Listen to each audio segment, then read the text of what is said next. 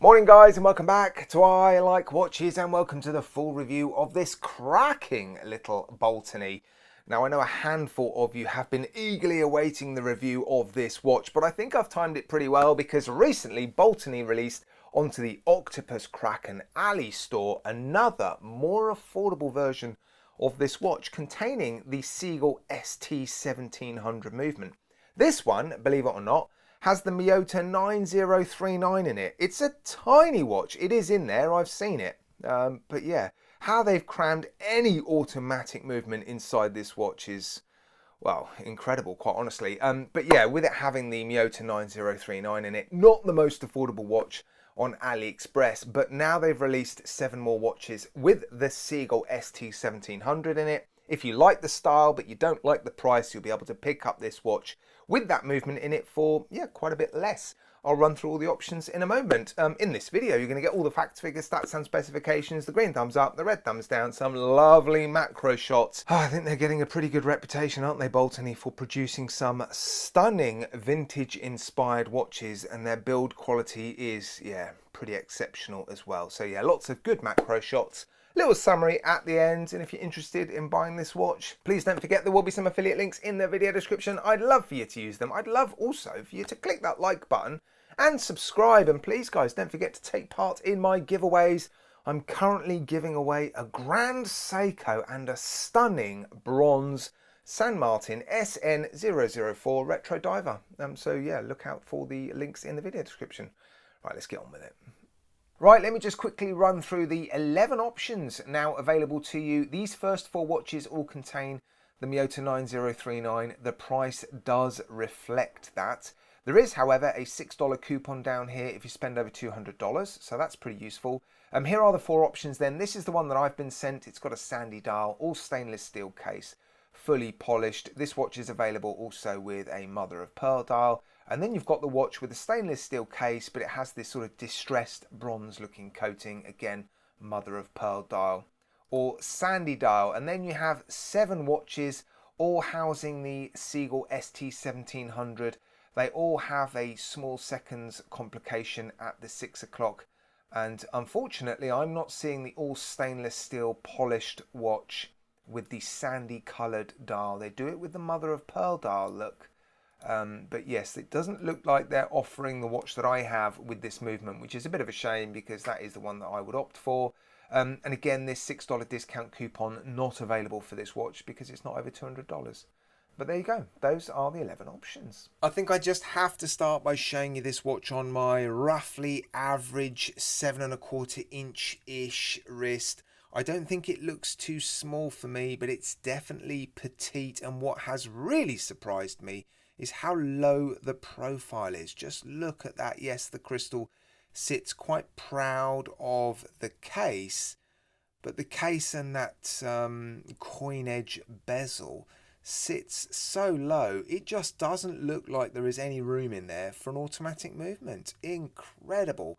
Really interesting case shape. Obviously, this watch is a homage, and it's paying homage to watches that were made by a very famous brand in the 1920s and 1930s, and I think that's why they've called this one the 1926. I think they've done a cracking job, to be honest. It's not going to be for everyone, but I think they've executed it very, very nicely. Right, let's quickly run through some of the important numbers so I can crack on and show you some lovely macro shots. Roughly 36mm in diameter, 10.6mm thick. That includes the double-domed crystal. Lug to lug is roughly 43mm. Lug width is 18, and you have 3mm of taper on the strap. On the supplied strap, it weighs 56 grams. The crystal is sapphire crystal. It is a piece of double-domed box crystal. Lovely clarity at a tight angle, and there is some clear AR coating. The watch has a fully polished screw-down case back, so it's going to be a little bit susceptible to scratches. As you can see already, there's a couple on there. A screw-down crown. Now, this watch, according to the listing on AliExpress, comes with 200 meters of water resistance. I've checked the other watch with the Sea-Gull movement. 100 meters of water resistance. It's not just the case back that's fully polished. I think the case is entirely polished, and what I also like is that the buckle on this particular Baltany watch matches the case in terms of its finishing. Sometimes their watches come with buckles that don't quite match, but on this occasion, yeah, it matches really, really well. So yeah, fully polished case, really interesting case shape, sort of coin edge bezel, very in keeping with the style of watch that it's paying homage to, and beautifully done as well. The polishing looks really, really mirror-like, clean and crisp. Yeah, it looks nice. I think the dial and hands have been done just as well as the case. Really interesting colour. When you zoom in, you can see that sort of sandy, almost sparkly, frosty effect on the dial. The hands look really, really nice and beautifully crisp, and the print as well, yeah, done very nicely, and the numbers have a sort of shadow to them. They are fully loomed, so let me show you that. Now it's worth noting the loom has been applied directly to the dial. It's not been filled into applied indices, and it also has that orange vintage tint, so it's not expected to last as long as the hands. But yeah, it still looks pretty impressive, doesn't it? I've taken some footage of the loom, and overall, yeah, I think it's pretty good. The watch has been supplied on, well, a fairly nice leather strap. It is signed. Look, you've got Baltany there, and it says genuine leather, and it definitely smells of leather. Some nice stitching on it. I've mentioned already how I like the fact that the buckle does match the case in terms of its finishing. It's soft and supple. I think it suits the look of the case and the dial and the hands.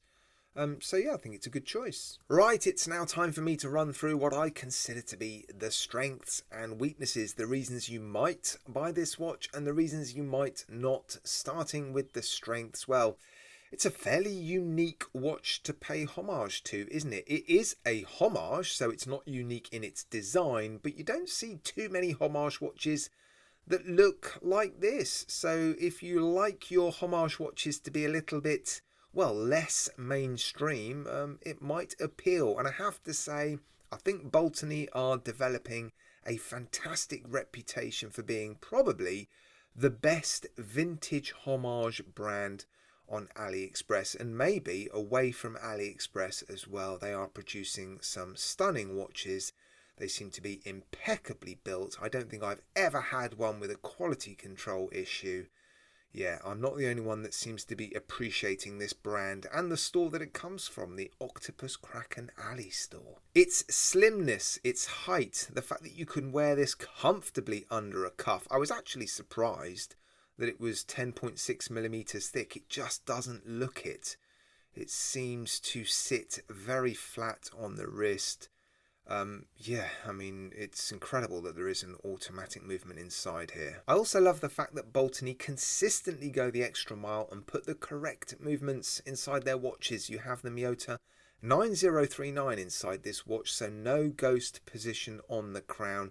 No doubt it would have been a lot easier to source the Miyota 9015 and just accept that there's a ghost position on the crown, but they haven't done. And it is a fantastic movement to put inside this watch. You are going to pay a premium for it. It beats at 28,800 beats per hour. It hacks and hand winds. This one seems to be running particularly well. The odd rogue tick here and there, but fantastic accuracy, beat error and amplitude. So yeah, I'm very pleased with this one. Now, I've said it already, but I think it's worth reiterating. I think they execute their watches very, very nicely. They nail the designs, but then they finish the watches beautifully.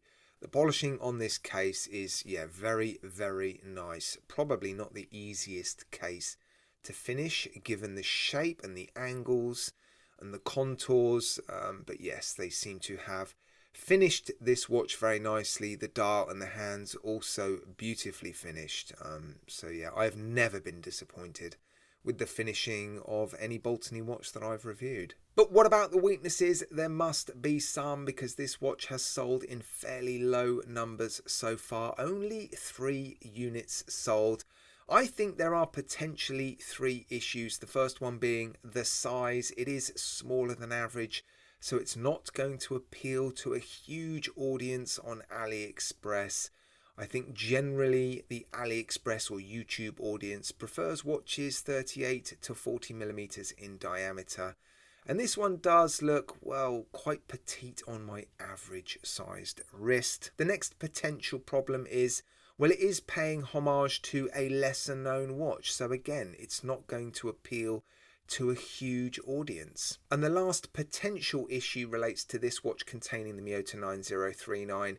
Just short of $300 for this watch. I think the price is likely to deter quite a few people, but it's fantastic that they've produced this watch now with the Sea-Gull ST1700 movement, and it is quite a bit cheaper. Now, I've just been onto YouTube to look for other videos featuring this watch, and other than a couple of shorts uploaded by the Baltany channel themselves, there are none. This is literally the first review of this watch on YouTube, which may go some way towards explaining why they've only sold 3 units, but I suspect it's more to do with the weaknesses that I mentioned, which is a real shame because I think the 3 weaknesses are actually this watch's strengths. Its size, its uniqueness in terms of the watch it's paying homage to, and the movement, which is, you know, the reason why they're asking for a bit of a premium. The Miyota 9039.